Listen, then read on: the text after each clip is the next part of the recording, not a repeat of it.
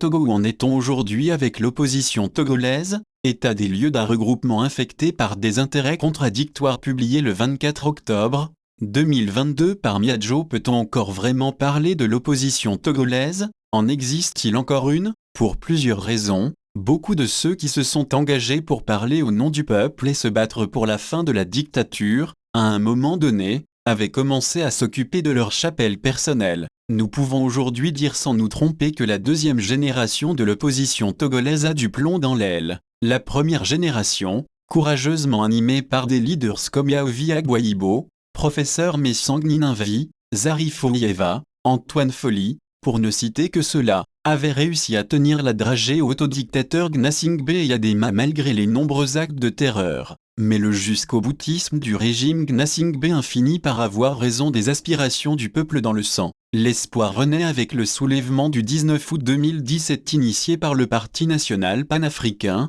PNP, dirigé par Salifou Tikpi Chadam. La coalition des 14 partis de l'opposition fut mise sur pied au lendemain de cette révolution, la C14. D'aucuns soutiennent encore aujourd'hui que le boycott des législatives de 2018 par les partis de la coalition fut le début de sa fin. Mais nous estimons que face à un régime qui ne jure que par la fraude et la terreur pour ne jamais quitter le pouvoir, il serait trop facile d'accuser une coalition de l'opposition installée précipitamment et dont la confiance entre plusieurs de ses membres était très loin d'être fortement cimentée. Toujours est-il que la C14 vola en éclats, et que la chasse à l'homme engagée par le pouvoir de dictature contre les responsables et militants de l'opposition, surtout ceux du PNP, n'a pas fini de faire des victimes. Les élections municipales organisées le 30 juin 2019 et auxquelles participèrent certains partis de l'ancienne C14 vinrent remettre fin aux illusions de ceux qui rêvaient encore d'une quelconque nouvelle union de l'opposition. Un parti politique comme l'Alliance nationale pour le changement,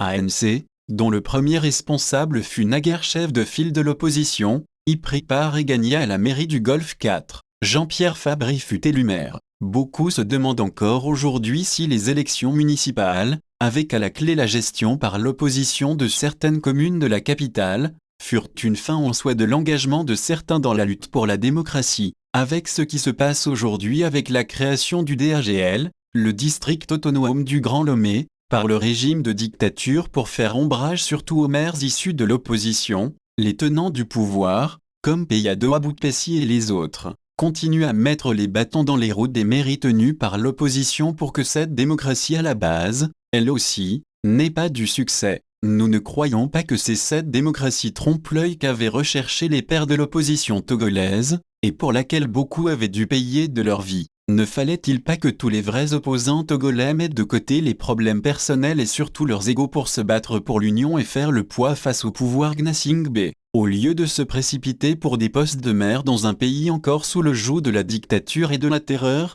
Ce que nous écrivons ici n'est pas une attaque contre qui que ce soit, mais il s'agit de la réalité que tout observateur lucide voit sur le terrain, et en notre qualité de citoyens togolais, nous avons le devoir et le droit d'observer, de décrire ce que nous voyons, de dénoncer, si possible, et surtout de proposer des pistes de solutions. Et c'est pourquoi nous pouvons dire qu'après les élections municipales de juin 2019, les fameuses élections présidentielles organisées en février 2020, et auxquelles prirent part l'ANC avec Jean-Pierre Fabre comme candidat et les partis membres de la DMK qui soutinrent Messang Agboyibo Kodjo au nom de l'opposition, furent un autre rendez-vous manqué dans la lutte du peuple pour la fin du règne de l'arbitraire. Là aussi les problèmes de personnes et les querelles de bas étage empêchèrent l'entente contre le candidat de la dictature et donnèrent l'impression que les uns et les autres se soient engagés en politique, et surtout au sein de l'opposition pour défendre le peuple, en ne sachant pas vraiment ce qu'ils veulent. Depuis ces élections de 2020 et depuis cette mascarade de victoire de Fort Gnassingbé,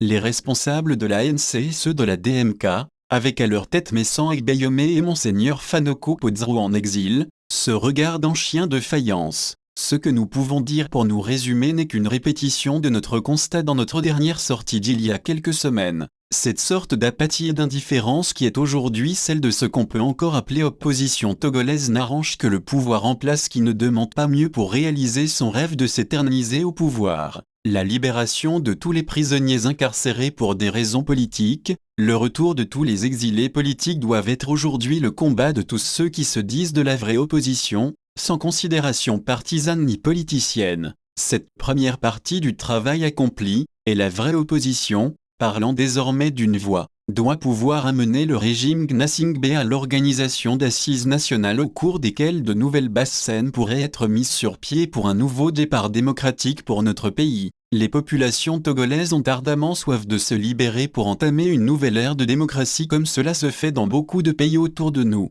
Pour cela, elles attendent que ceux qui se sont engagés pour parler en leur nom, les organisent. Samari Tchadjobo.